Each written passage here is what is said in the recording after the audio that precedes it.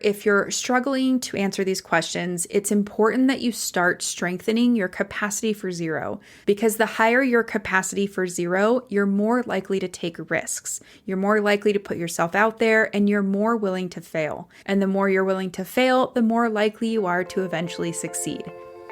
Welcome to the Fiction Writing Made Easy podcast. My name is Savannah Gilbo, and I'm here to help you write a story that works. I want to prove to you that writing a novel doesn't have to be overwhelming. So each week, I'll bring you a brand new episode with simple, actionable, and step-by-step strategies that you can implement in your writing right away. So whether you're brand new to writing or more of a seasoned author looking to improve your craft, this podcast is for you. So pick up a pen and let's get started. In today's episode, we're going to talk about your capacity for zero. So this episode's going to be a little different than some of the ones I've done before because it's not a typical how-to episode. We're going to get into some mindset tips, and I'm going to talk through some mindset blocks that I've seen writers go through, and then some hacks to help you if you're experiencing some of these mindset issues as well. So no matter where you're at on the writing, editing, or publishing journey, I know you're going to get a lot of value from today's episode. And even if you don't think you have mindset issues, I encourage you to tune into this episode anyway, because there are going to be some really good takeaways. So like I mentioned, we're going to talk about this concept called your capacity for zero.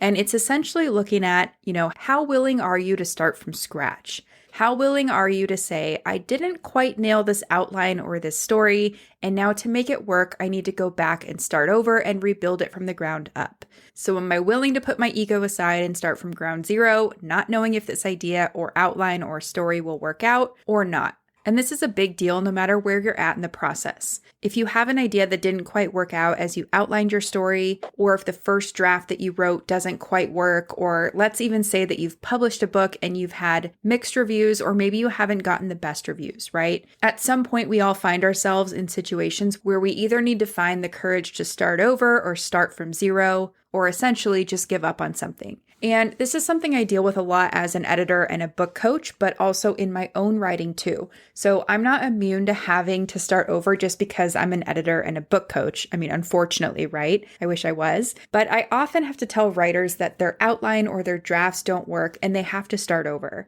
Now, most of the time, like 98% of the time, I'd say, when I tell a writer that, it doesn't mean their idea is bad. I actually don't think that any ideas are bad. They're just kind of neutral, and it's how you develop them that either works or doesn't work. But anyway, I have to tell writers that their outlines or their stories or their scenes don't work from time to time. And it's one of the more difficult parts of my job, as I'm sure you can imagine, but usually one of two things will happen when I have to deliver this news. Either the writer is totally game to start over and they too see the flaws in whatever they're working on, or they shut down and they want to give up on their writing altogether. Now, in the second instance, in most cases, people do come around and they do find it in themselves to start over because they really want to make this writing thing work, but sometimes it takes a bit of time. So anyway, having the courage and the ability to say to yourself, this story isn't working, whether it's in outline form, synopsis form, or in a fully written draft, and now I realize I have to start over. Having the ability to do that is huge. And this ability or this capacity for zero is what sets certain writers apart from the majority. It's what allows certain writers to take their stories all the way to the finish line while others give up. So these writers with a high capacity for zero, they're willing to try something and fail. And then second, they're willing to take what doesn't work and say to themselves, okay, well, that didn't quite work out, but I'm going to keep going with it anyway. Or if they're starting with something new, they might say to themselves, this story might not work or this scene might not work, but I'm going to give it a try anyway. And if you think about it, that's like most things, right? We don't know how to do something or we don't know if something's going to work until we try it. So the same thing, of course, is true for our writing. But it's not easy. We all want to write great stories and be successful, whatever success means to each one of us. And if you think about other areas of your life, like let's say with your kids or in your day job, if you don't write full time, or in any of your other hobbies, you probably know what you're doing more or less, so you have a little bit of confidence baked in. But it's different different when it comes to writing a book, especially when you're just starting out, because many of us don't know what we're doing, right? And that's why having this capacity for zero is so important. If you've been listening to the podcast for a while, you might remember when I had Stephanie Medrick on the show, and we talked about how when we first started working together, she had about 40,000 words of a draft written. And I had to basically tell her that although her idea was really cool, we were going to need to dismantle those 40,000 words and start over from scratch. It's episode number 71 in case you want to go back and listen to it. And I'll put that link for you in the show notes. But the reason I bring up Stephanie's story, and one of the many reasons I like working with Stephanie, is because she has a great capacity for zero. So she's not precious about starting over or tweaking something if it means making her story better. And look, I'll be honest, and I'm sure Stephanie will agree, that it's never easy to kill your darlings, as they say.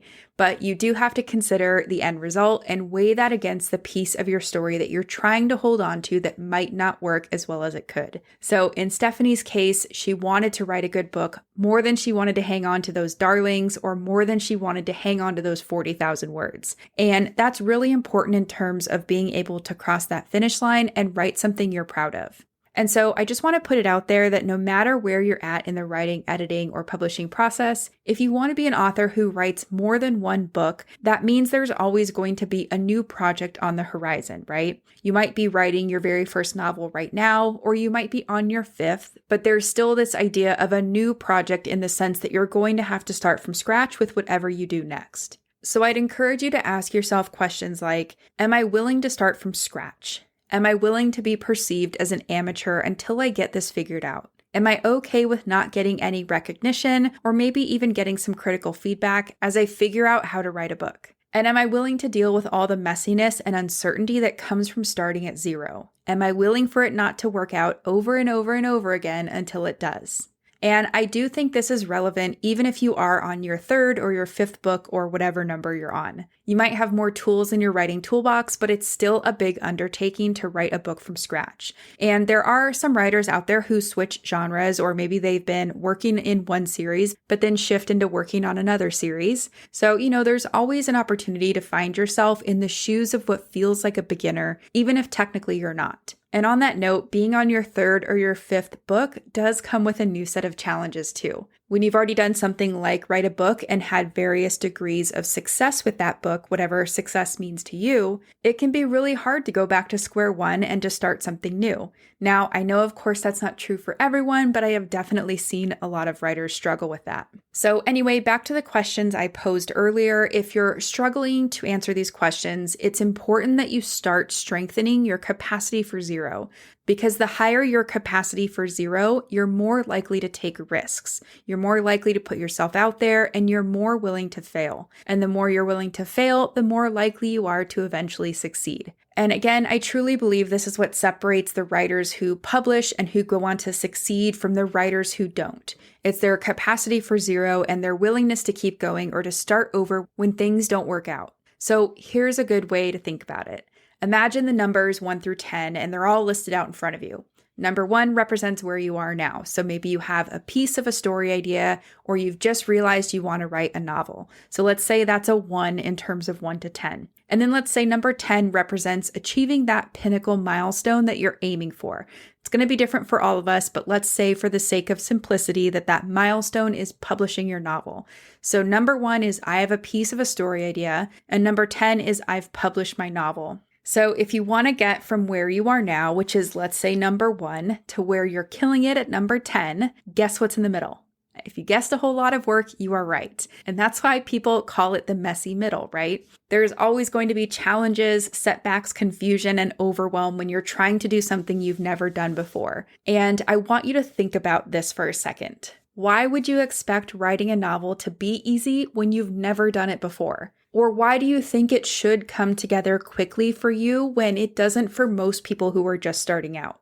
I actually had a conversation about this with a writer the other day. He was in the middle of his first draft and he was talking to me about how bummed he was that he already knew he's going to have to go back and change up quite a bit in the beginning section of his story. And we have a good relationship, so I just kind of asked him, like, why wouldn't you expect to have to go make changes to the beginning of your story? I mean, you're learning so much about your story and it's developing into something that's actually really awesome, and you didn't know any of this 6 weeks ago. So why is it so outlandish to think that you would have to go back and update the beginning of your story? And we kind of had a good laugh about it because he was like, yeah, that's true. Why do I think this way? And I do want to mention that I think it's totally fine to feel bummed about something like this. We are all allowed to feel how we feel and all of our feelings are valid. But also when these kind of feelings and thoughts come up, it's a really great opportunity to look at our thoughts, right? This writer could have stayed stuck in the mindset of, I'm so bummed, I have to go back and revise Act 1. But instead, we had a laugh about it and he landed in a place of excitement. So by the end, he was like, wow, it's true. I know so much more about my story. And actually, now that I think about it, I know how to make Act 1 really impactful and intriguing for readers now.